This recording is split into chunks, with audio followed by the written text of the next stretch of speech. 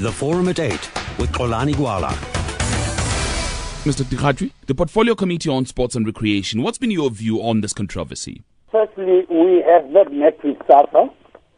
We are going to meet with Safa. I unfortunately don't have the program in front of me, but I know that we're going to meet with them in this month so that they can brief us. What we know is the briefing which we got from Sascoc on Tuesday. Yeah. And the other issues which we also picked up in the press. That is as far as. What is your thinking? Should the investigation extend beyond match fixing, or should it just be limited to match fixing? There are other issues. Really, why should they not be touched? If there are issues of irregularities, then it needs to be opened up and people must know what's happening. But the contention by FIFA is that anything over and above match fixing or investigating match fixing will be interference. You see, when we hosted the World Cup, government funded put a lot of money into this thing. And there was nothing that says that government is interfering. Now, when there are issues affecting sports in the country, and there is a minister of sports in the country which has to oversee, then he must get in.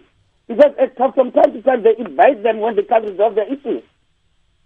But Mr. Dikgacwi, it doesn't work like that. There are guidelines. FIFA has very clear guidelines about when and how governments can interfere. Where governments step beyond the bounds, it has happened elsewhere. It's not the first time where FIFA has said, government, you can only do this, but you cannot go this further.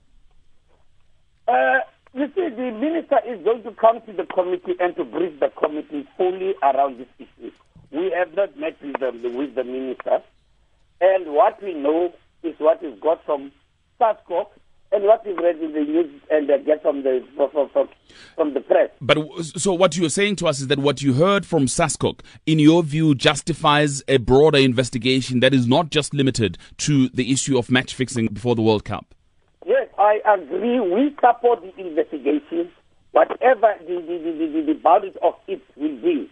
We support an investigation as the committee. Are you prepared to risk our federation, our football, being kicked out of the world governing body? We are quite aware, and we think that the interaction of the minister with FIFA, which he has to still to come and brief us on that, might have cleared the way how far it must go.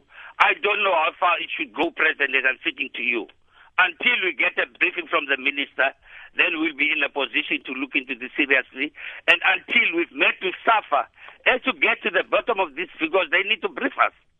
But I would like to refer to the briefing by the briefing that you received a little earlier on this week. To what extent does it, in your view, warrant an extended investigation? Listen, if they say that there's match fixing and there's an embezzlement of misuse of finances, then why should it not be done? What did Sascoc say to you? Sascoc gave us a briefing that they met with Safa, and they were briefed by Safa around this whole thing. And then subsequent to that, there was a document which was dropped there, and apparently Tabi Remzi saw this document and he handed it further over, because in that document apparently there is this thing of funding and what have you. So is that all? Did he say that as far as is concerned, perhaps there are corrupt issues that need to be investigated within Safa? No, he didn't put it in that manner. When he saw this document which was dropped, and their security and what have you, and he said to look, this is beyond him, and then he referred it to the relevant people. So he didn't say that there is corruption that needs to be followed up? No. He didn't go into detail what the document entails. Mr. Govindasamy, again, the issue is about the scope of the investigation, whether it should go beyond just looking at the match-fixing allegations prior to the 2010 Soccer World Cup. I want to make it very, very clear that Safa is anti-corruption, anti-dishonesty, anti-fraud, and will do everything in its power to stop corruption in football. This has been our mission and our vision. Now, insofar as the match-fixing incident is concerned, we have all agreed that this matter must be thoroughly investigated. The report from Steens and Eaton from FIFA is half-baked, incomplete, and we've asked government and FIFA to please assist us investigate this matter. We've now come to a stage where government has come to the party as an interested party, not as an interfering busybody, to set up a judicial commission of inquiry into the match-fixing incident. And that is where we want to leave it. The other issues that have raised its head now about corruption in football regarding the legacy World Cup trust funds and other issues, all those are mischief makers who sent a dossier to Sascoc, as my colleague has said, but there's no face to it. There's no sound basis to those allegations. And we say, please come forward, tell us exactly what you're talking about, and we will expose this thing ourselves. If somebody has said Mr. X has taken X amount, tell us when and how, and we will deal with it. But if you are faceless and you make allegations that are baseless, then what is the need to investigate that? Because the issue is, it's not just that, okay? Of course, there's a FIFA Legacy Trust issue, but there's a KPMG report into Safa Financial Affairs revealing that Safa is 92 million rands in the red. Why should those allegations, including this dossier, by the way, why should they not be part of this judicial commission of inquiry? Just from the legal point of view, a judicial commission of inquiry is usually set up when the president announces through a proclamation that because there are serious issues in our society and they should be dealt with. That has never happened yet. In fact, the Sports and Recreation Act make it possible for Sascoc, in terms of Section 13 of the Act, to take steps to remedy whatever problems that are in any sports body, for example, soccer as well. Sascoc has not done that. If there was an allegation of a problem, it should have referred the matter in terms of relevant section to Safa. So please investigate this. We received this allegation against you. Give us a report. Once the report then reaches Sascoc and it is not satisfied, it then itself, as a second step, will investigate the matter to determine the truth of those allegations. They have not done that either.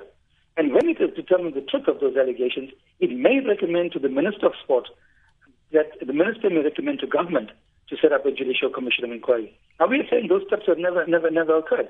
But if they have not occurred, why jump the ladder and now say, well, we want a judicial commission of inquiry? If those steps have occurred, then of course we say, welcome. Please do what is necessary because we have to clean up this game. But having said that, they've asked, as far as I understand, the Hawks to investigate the dossier. So is that not good enough? We are saying that that's good enough. The Hawks have actually said to us that they don't have the dossier. It has never been referred to them. And they've got nothing to investigate. There's documents, there's a letter from the national head of the Hawks in this country to Safa. He was very concerned about these allegations. And what about the KPMG report then, about the financial affairs at Safa? Kolani, the KPMG report is a report based on our audited financial statements of June 2012. It is there for public consumption for our members as well. There is that deficit, but there is a book deficit of depreciation on motor vehicles of 52 million. So actually speaking, the deficit is not that big because of the book entry. But throughout the years Safa has been established, we've had bigger deficits.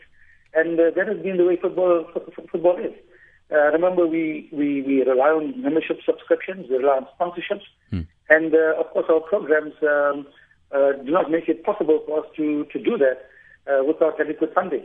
Yes, there is a loss, but if you exclude the World Cup Legacy Trust Fund, then you show the separately as a loss. But it's not as if we are bankrupt and therefore we cannot trade.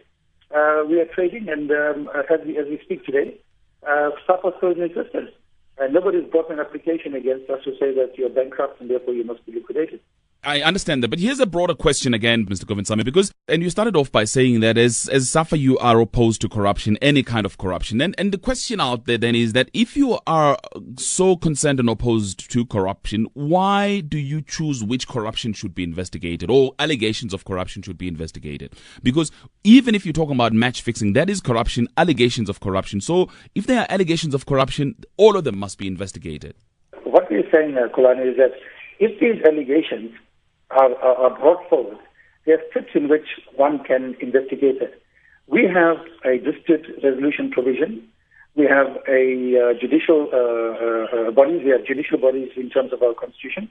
And we say these can be investigated. Together with Sascoc and ourselves, they've never been investigated. So why then, as I said, jump the gun and simply call for a judicial commission inquiry because it pleases somebody? Let me take Luther in Midrand. Luther, good morning. Maybe we must, Bravo must go to the Minister of Sport. I think since you've taken sport is very serious, is very committed to deal with corruption. We have seen that in cricket despite all the threats. Now the current threats by FIFA and Safa, how can Safa decide how it should be investigated? They investigate all the allegations that are raised, are all allegations. They must be allowed to be investigated without threat. And of course, if FIFA has to disband us because we want to investigate corruption, let it be. If we are going to be kicked out because we want to insist on investigating corruption, let it be. I think that will even be good news for South Africa to say South Africa has been disbanded for investigating corruption. Maybe even the rating agency will, up the tempo. They're saying that you are fighting corruption. So the minister must know that you are behind him. The president must also pronounce that he's behind the minister. The nation must say they are behind the minister to investigate corruption in Safa. The issues of Safa has been there for long, and it's time that we all stand behind the minister and investigate corruption. If we are kicked out of Safa, FIFA is fine. It's not as if we are in FIFA as a soccer administration. All right. Let's hear from Barry in East London. Hello, Barry. Colani, Yeah, Barry. I am very anti the government interfering in sport. Mm-hmm. I believe that they should stay out of sport and let the sportsmen sort out their problems. However, we as a member of FIFA have signed up to the FIFA statutes and we need to accept it as such. And if they say that if the government interferes, we'll be suspended, so be it. Then I believe that government must take responsibility for us being suspended and not cry when things go wrong. The Forum at 8 with Xolani Gwala.